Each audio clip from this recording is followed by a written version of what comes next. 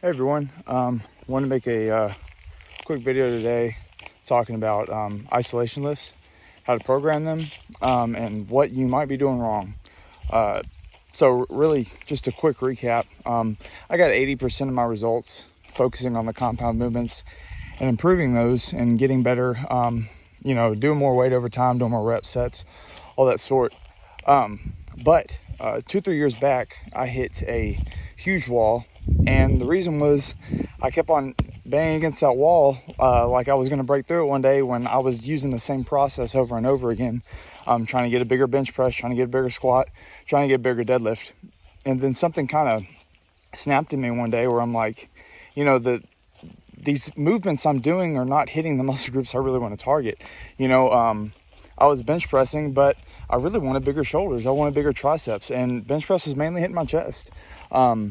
I was deadlifting, but I wanted bigger hamstrings, and deadlifts are great and they can build your hamstrings, but there becomes a certain point where you might want to do some RDLs. You might want to do more leg curling volume. So really I hit that wall because the smaller muscle groups that weren't getting hit as well were stagnating, and my big prime movers were still growing, or they had actually hit a wall too because I wasn't bringing up the smaller ones. So what I'm saying today is, don't think you have to start a workout bench pressing or squatting or overhead pressing or deadlifting, those big main movements that we usually start our workouts with. Don't be afraid to start the workout with a tricep movement and a bicep movement if you want to bring up your arms. There's the general way to structure a program, but as we get more advanced and we get stronger and we find out what those lagging muscle groups are, we might want to start that program or that workout focusing on those smaller muscle groups at first. If you have lagging shoulders, who's to say you can't start a program or a workout, doing lateral raises before you hit your overhead press, where you can feel it in your shoulders a little bit more.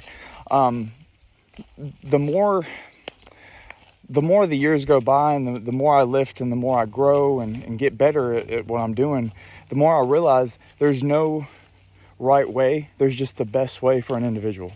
What's best for me right now might not be best for you.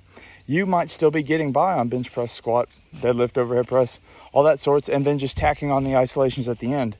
But as you progress, you might want to open a workout with some isolations just to get them to feel a little bit better.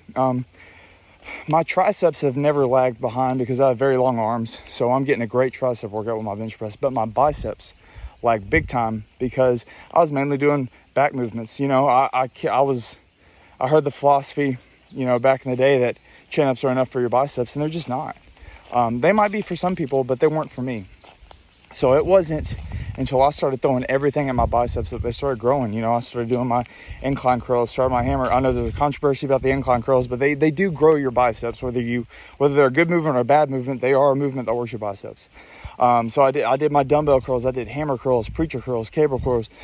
I threw everything at my biceps, and they grew. Maybe I could have done less and gotten as much progress, but I live by the philosophy of being a maximalist, and at least when you're overdoing it, you're still doing enough to grow. If you're underdoing it, then you might not be doing enough. I'm probably doing more volume than some people can recover from, or what some people need, but my volume gets me growing and it gets me better, so I'm going to keep doing it. And that's just something, as you progress, you'll find your way. Use those general programs, but once you get to that late intermediate advanced stage, you're going to have to start programming for yourself and finding what's lagging on your body and what you want to grow. So with that being said, don't be afraid to throw an isolation at the beginning of your workout and then hitting the rest of your workout. Still use those big compound movements, but those isolations are just as important as those compounds. And I guess the big take-home point for today is treat your curls like you treat your bench press, or treat your lateral raises like you treat your squats. Every movement in your program should be just as important as the next one, because all those movements get you to grow. So just think about that. That's what my grandfather did. When he structured his programs, he'd have those full body days, and then he might tack on a little isolation day at the end where he focuses on those muscle groups.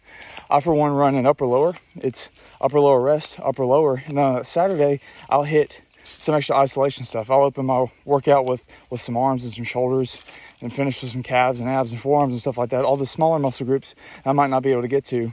or might not get enough volume during the week. So just think about that. I'll also put an example isolation day that you can throw on at the end of your week, whether you're running full body, upper, lower, push-pull legs, whatnot. You can throw that on a Saturday or a Sunday and just hit those isolations. It should be easy to recover from. I recovered from it fine. I was doing it 6 days a week, and having 2 isolation days with my upper lower, that's not the best thing for everybody to do, but I would do something like that. So just think about that.